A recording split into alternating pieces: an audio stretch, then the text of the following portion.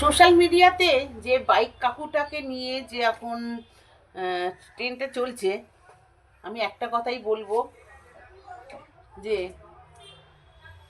ওই দাদাটা সত্যি খুব নোংরামো করেছে। একটা ছেলের সঙ্গে একটা ছেলে কী করে নোংরামো করতে পারে?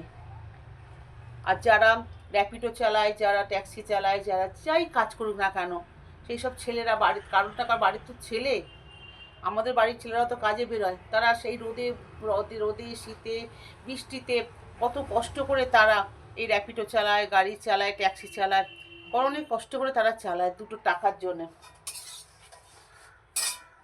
তাদের অসম্মান করার কোনো মানে হয় না। একটা ছেলেকে এরমভাবে এরম ব্যবহার, তাহলে একটা ছেলেরা সেফটি হতে পারছে না, তাহলে মেয়েরা কীভাবে রাস্তাঘাটে বেরোবে? আমার তো মনে হচ্ছে এই মানে এই কাকুটাকে ধরে জেলে পুড়িয়ে দেওয়া উচিত।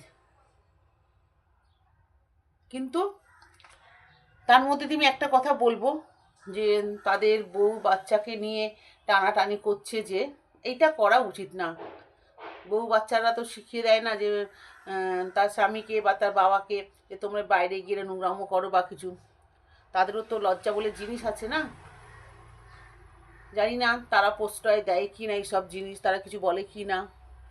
যাই হোক, বউ বাচ্চা টেনে টানা উচিত না। সেই সময়টা তো বউ বাচ্চা ছিল না, বউ বাচ্চাকে টেনে কথা বলার কারণ উচিত না, বা বউ বাচ্চার এরকম ফটো নিয়ে পোস্ট করাও উচিত না। আমি বলবো উচিত না।